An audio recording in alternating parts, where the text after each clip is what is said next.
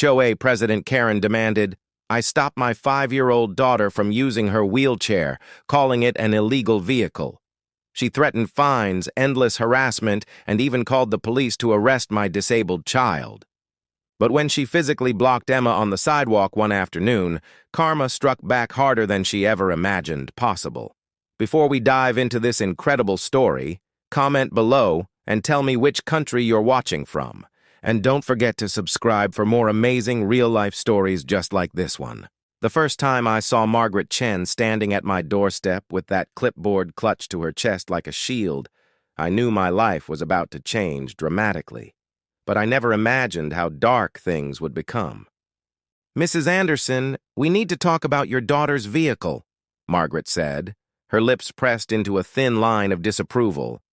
I stood there confused, holding the door open while the autumn wind blew dried leaves across my porch. Vehicle? I said. Margaret, what are you talking about? The electric wheelchair. It's creating noise pollution and leaving tire marks on the sidewalks. The HOA has received multiple complaints. My blood ran cold in my veins.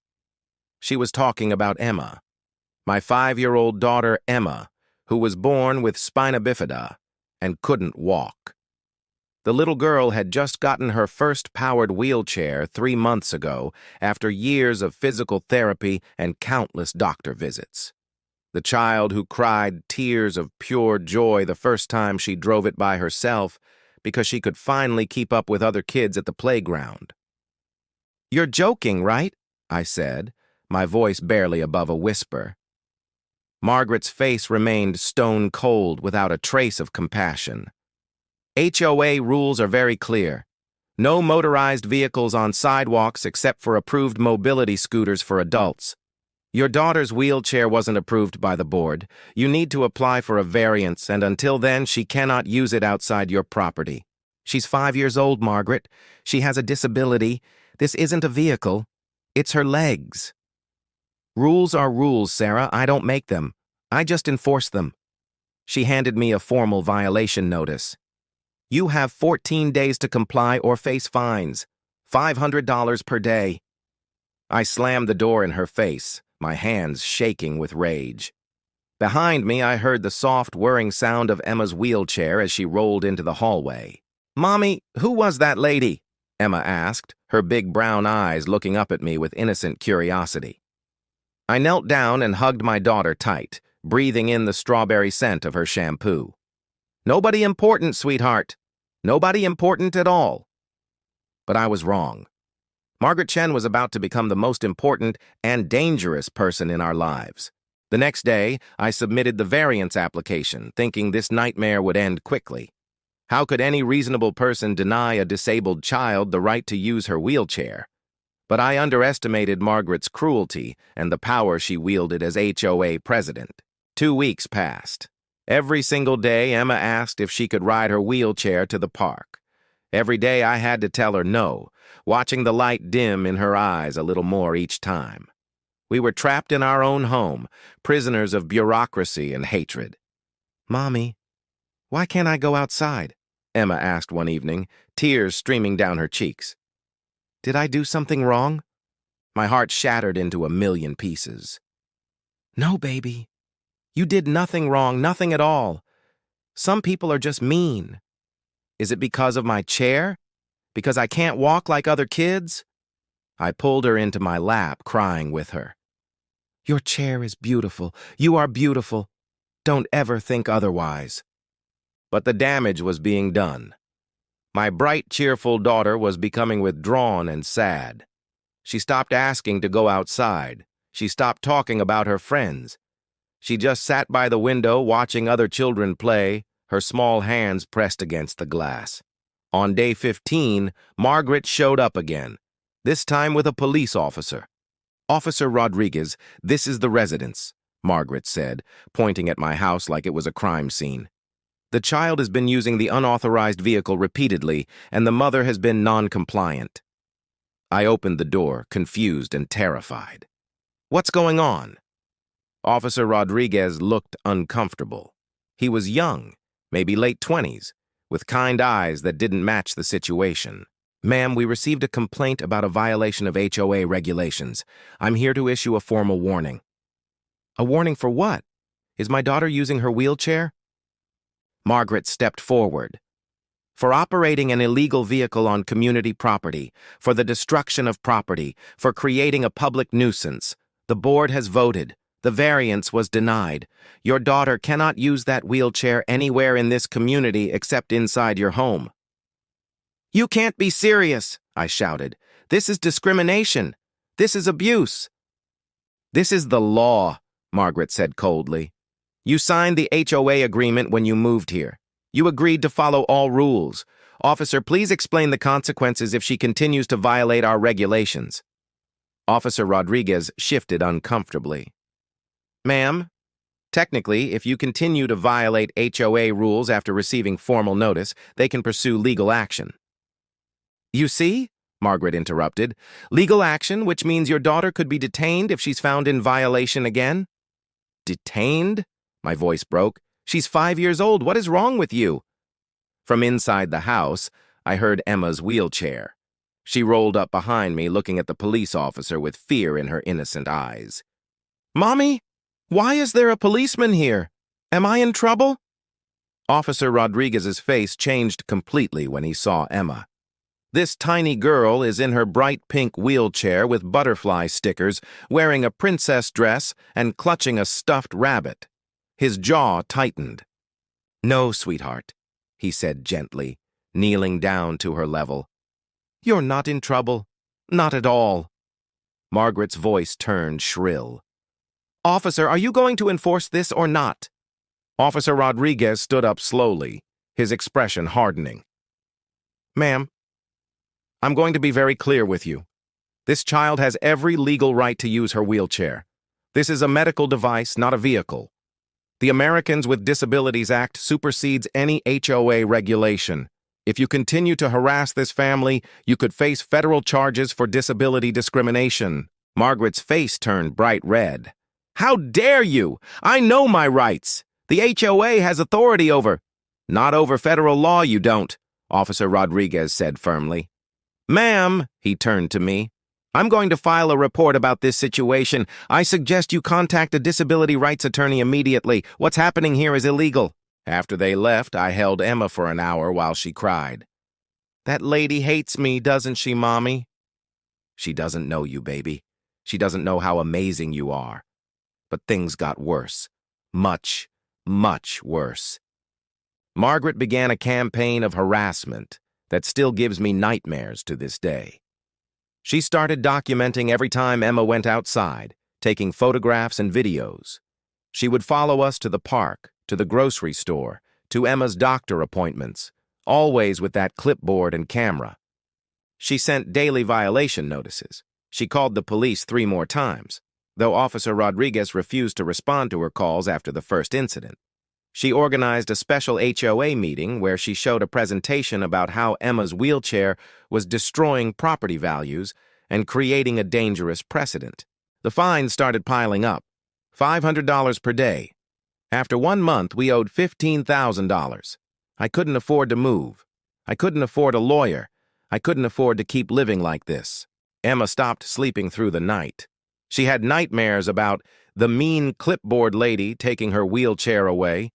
She started wetting the bed again, something she hadn't done in 2 years.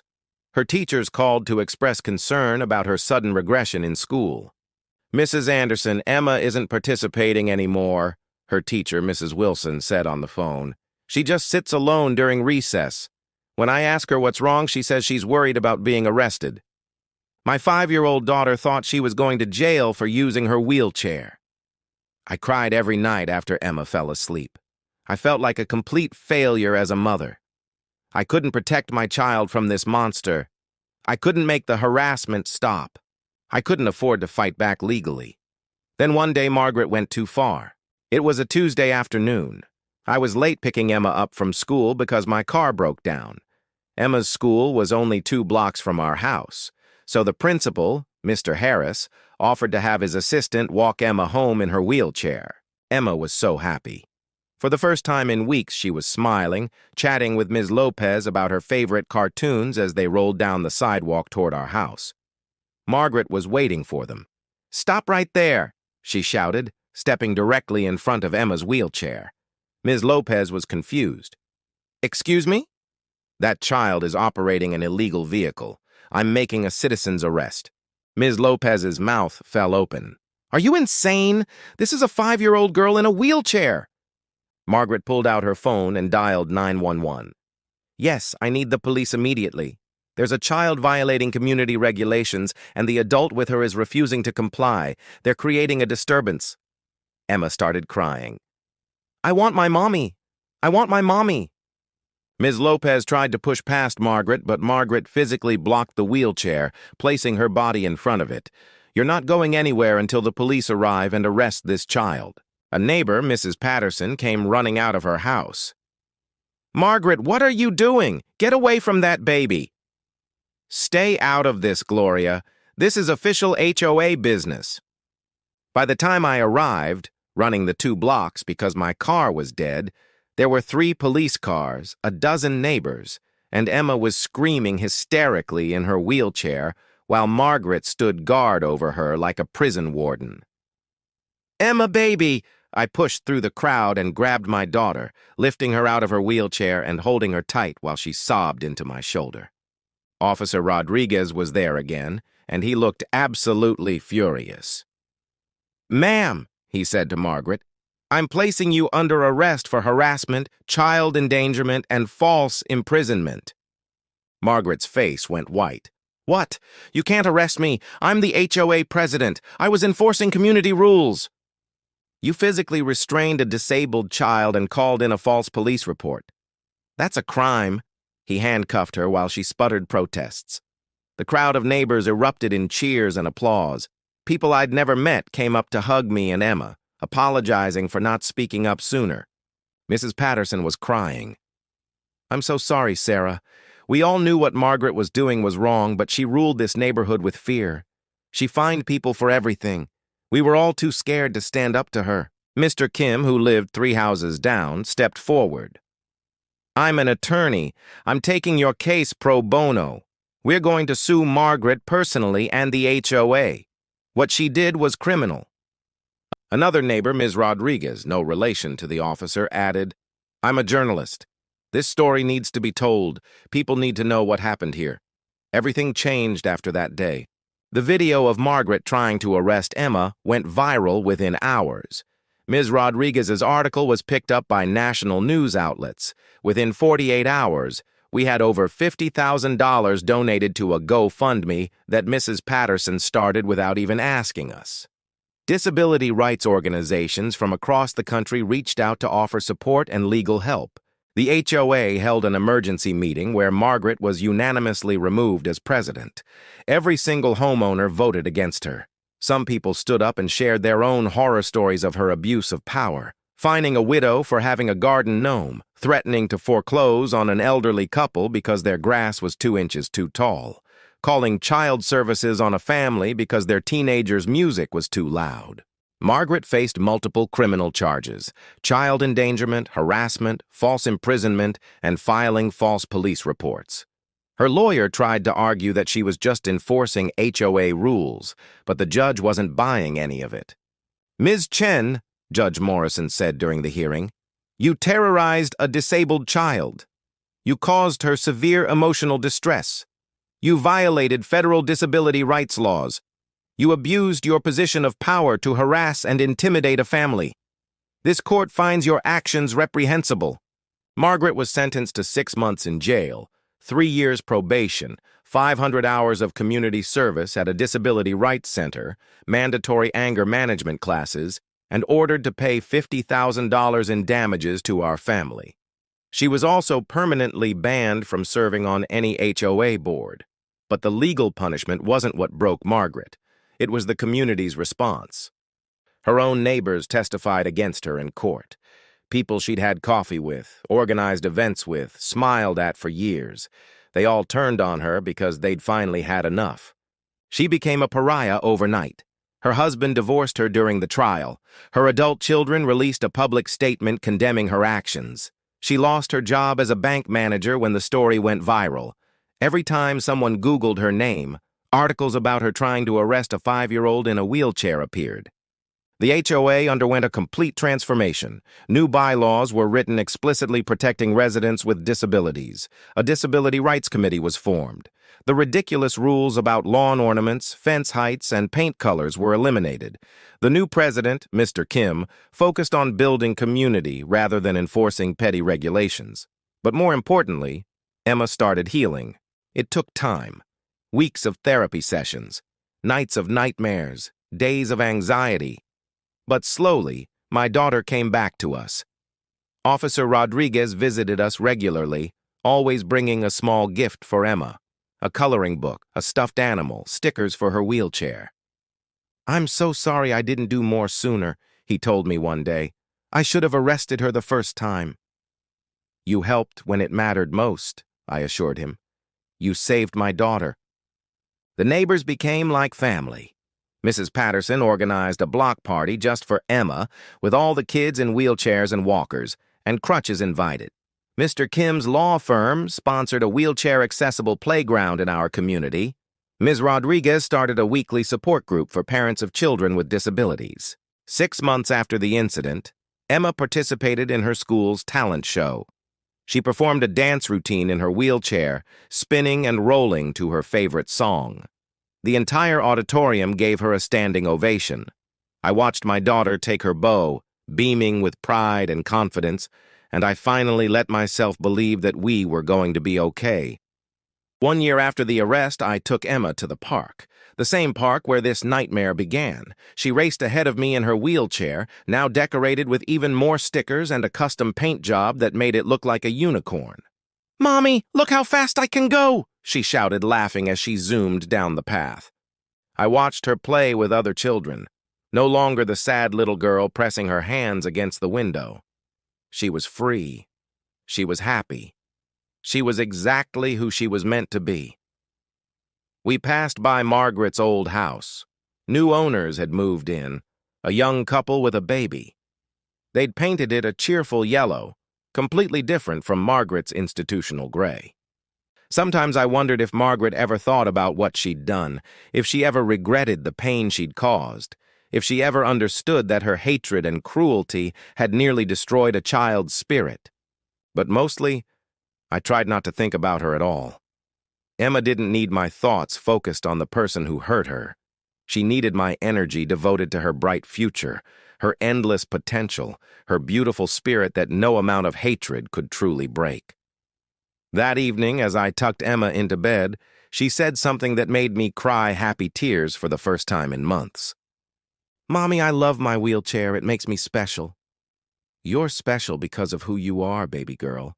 The wheelchair is just what helps you move." "I know," she said, yawning, "but it's still pretty cool. And now other kids think so too."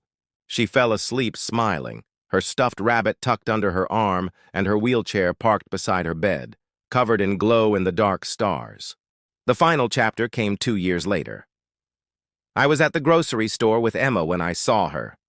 Margaret. She looked older, tired, broken. Her eyes met mine across the produce section, and I saw something there I'd never seen before. Genuine remorse. She approached slowly, her hands trembling. "Sarah, Emma rolled up beside me, now 7 years old and full of confidence. She looked at Margaret with curiosity rather than fear. "Is that the lady who was mean to me?" "Yes, baby." Margaret's eyes filled with tears. "I'm so sorry. I was so wrong. I was angry at the world, and I took it out on you, on your beautiful daughter. I've spent every day since then wishing I could take it back."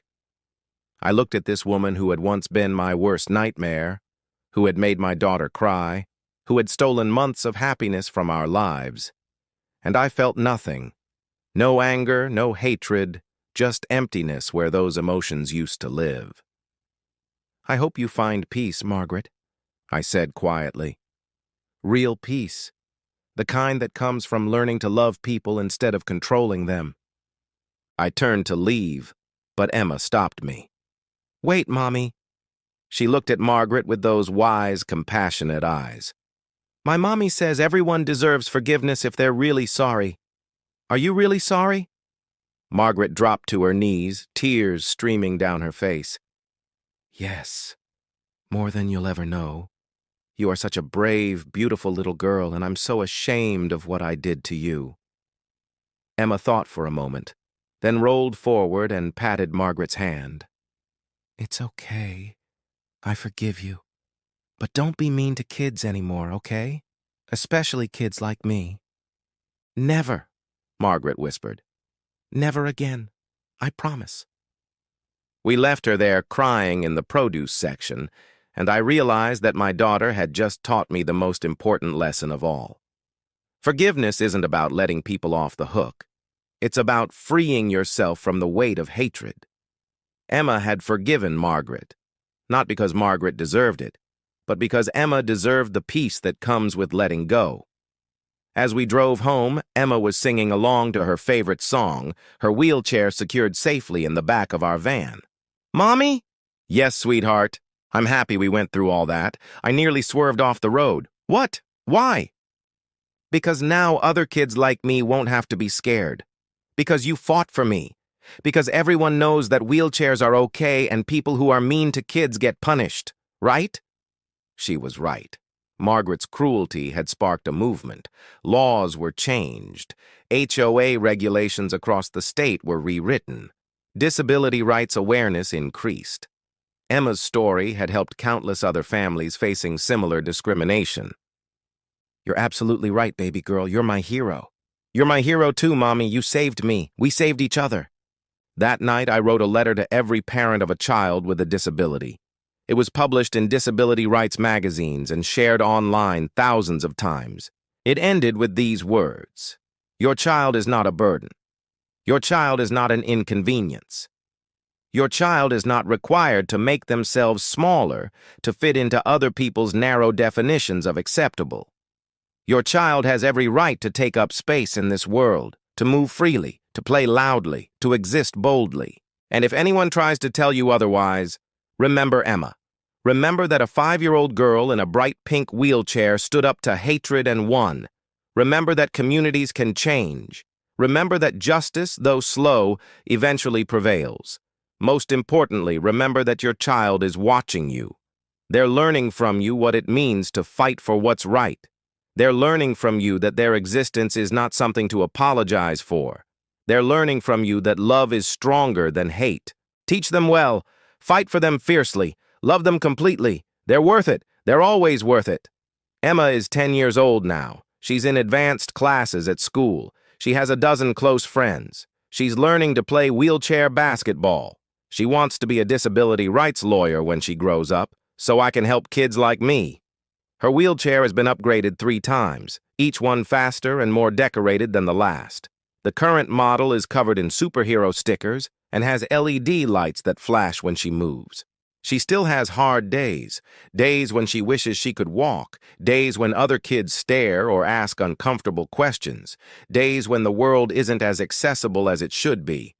But she also has good days, great days, days when she races her friends and wins, days when she teaches other kids that disabilities don't define you, days when she realizes how strong she is, how much she's overcome, how bright her future looks.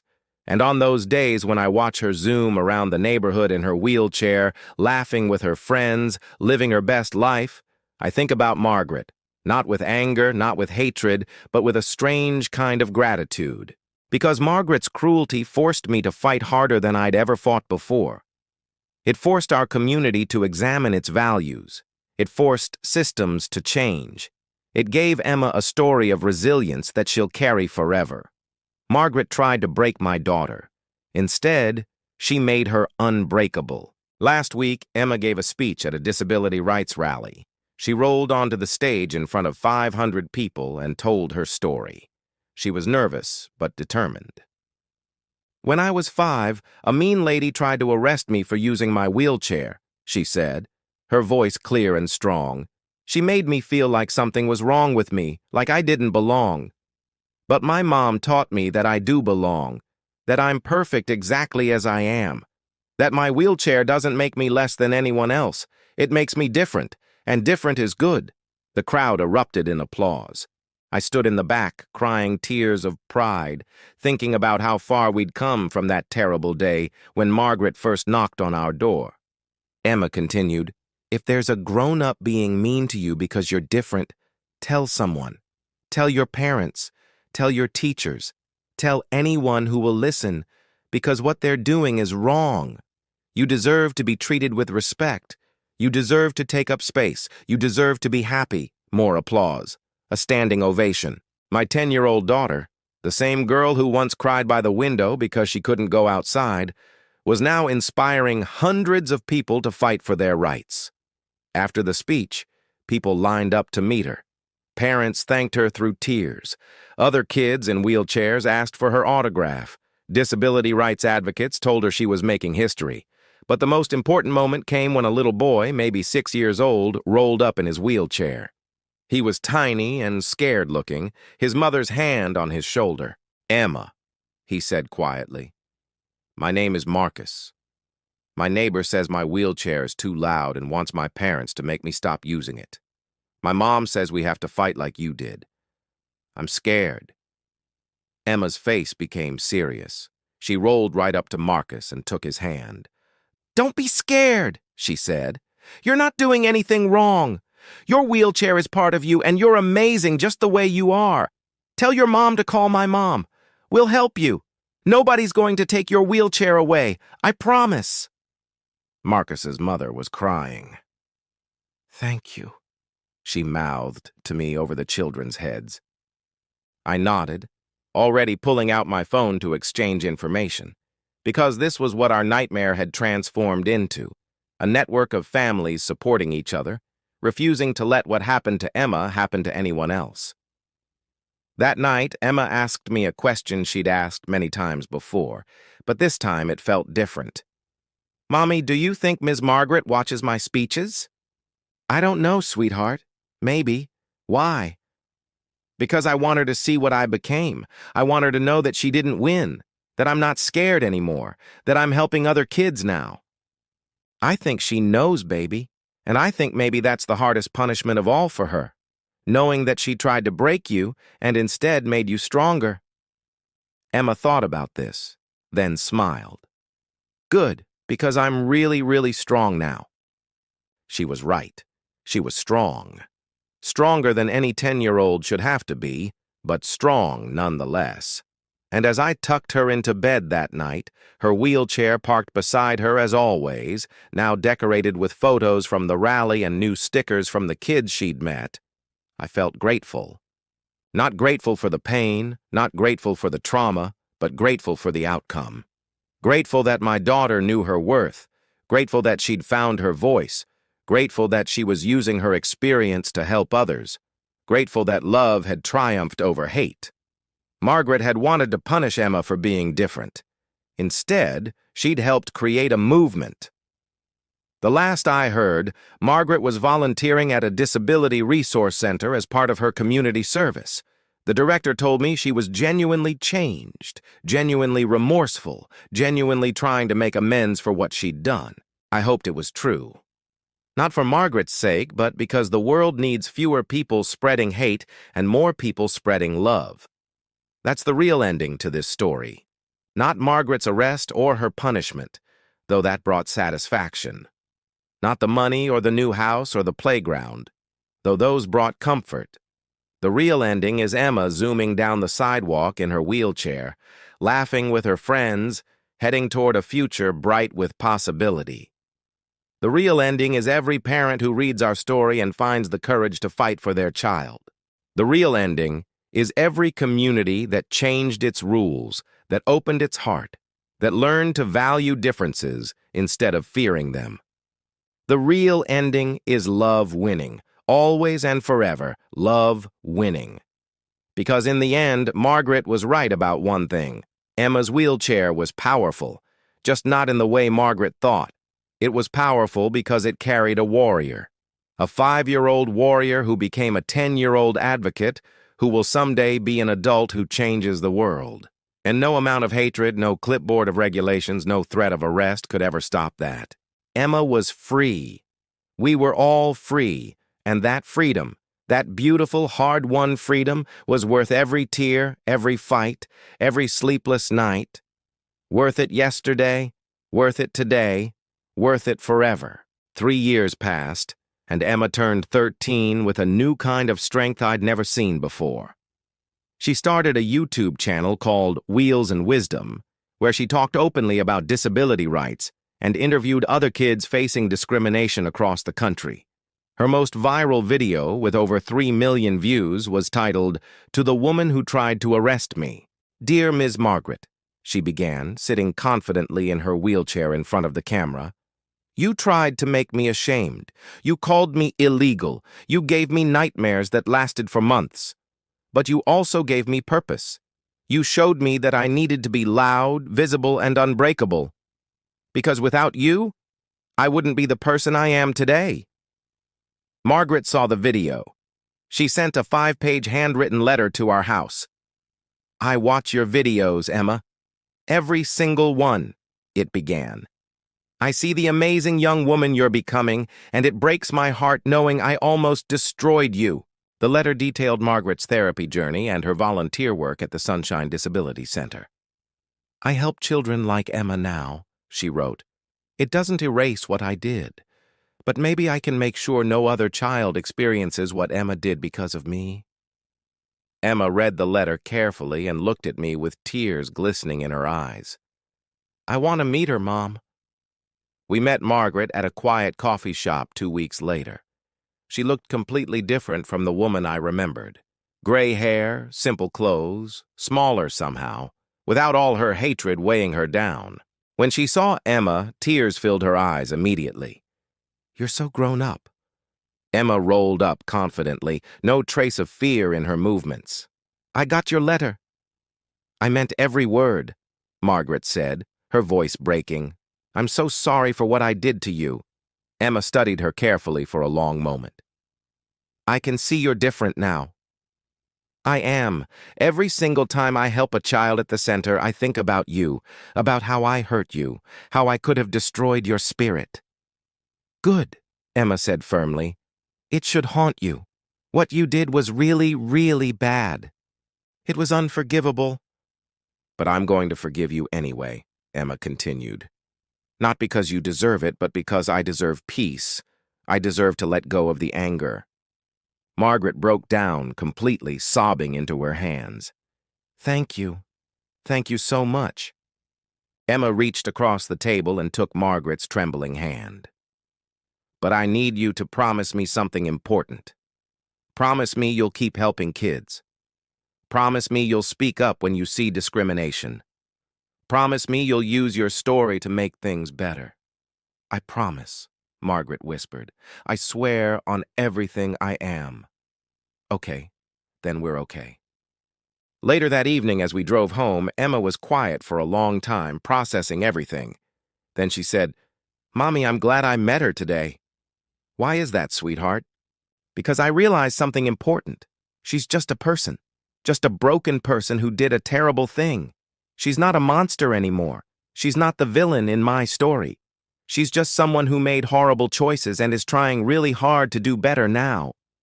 "That's very mature of you, Emma. I learned it from you. You taught me that people can change.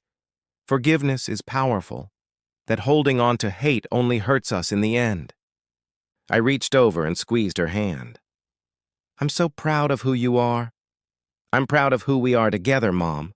5 years after our first meeting with Margaret, Emma graduated from high school as valedictorian. Her speech was about resilience, disability rights, and the incredible power of turning pain into purpose. Margaret was in the audience. She'd asked permission to attend, and Emma had said yes without hesitation. When Emma rolled across the stage to receive her diploma, Margaret stood and applauded louder than anyone else in that auditorium, tears streaming down her weathered face. After the ceremony, Margaret approached us one last time. I just wanted to say congratulations and to tell you both that watching Emma grow up from a distance has been the greatest privilege of my life. She's extraordinary." "She is," I agreed. "But you helped make her that way. Not through kindness, but through cruelty. You made her strong." Margaret flinched visibly. "I know, and I'll carry that guilt forever. But I'm grateful she turned it into something beautiful. She took my hate and transformed it into love. That's real power." Emma hugged Margaret then, something I never expected to see in my lifetime. "Thank you for coming today. Thank you for changing. Thank you for helping other kids so they don't have to go through what I went through." "It's the least I can do," Margaret said. "I'll spend the rest of my life trying to make amends." As Margaret walked away, Emma turned to me with a knowing smile. "You know what the best part is, Mommy?" "What's that, sweetheart?" "She spent years trying to make me feel small, and now she has to watch me be big. She has to watch me succeed and help others. That's not revenge. That's justice. My daughter, the philosopher, the advocate, the warrior." Emma went on to attend Harvard Law School on a full scholarship, specializing in disability rights law. She became a powerful voice for those who couldn't speak for themselves, fighting cases across the country. Margaret kept her promise, volunteering faithfully at disability centers and speaking honestly about her mistakes at conferences and schools. Years later, after Margaret passed away peacefully in her sleep, Emma said something that stayed with me forever. "She tried to break me, Mommy, but she made me stronger instead. She tried to steal my joy, but she taught me to fight for it. She tried to make me invisible, but she showed me how to shine." I watched my daughter roll toward her future. No longer the scared 5-year-old pressing her hands against the window, but a confident woman changing the world one case at a time. Margaret had tried to arrest Emma's spirit that day on the sidewalk. Instead, she'd set it free.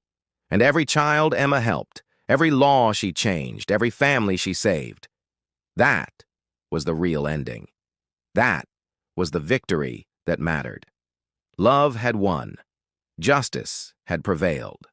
And my daughter, my beautiful warrior daughter, was living proof that light always, always defeats darkness. Margaret's cruelty had planted a seed, but Emma's courage made it bloom into something magnificent, a garden of hope where broken children could learn to flourish again. That's the legacy. That's the truth. That's the power of a 5-year-old girl who refused to believe she didn't belong. Emma belonged everywhere, and she made sure every child after her knew they belonged to her.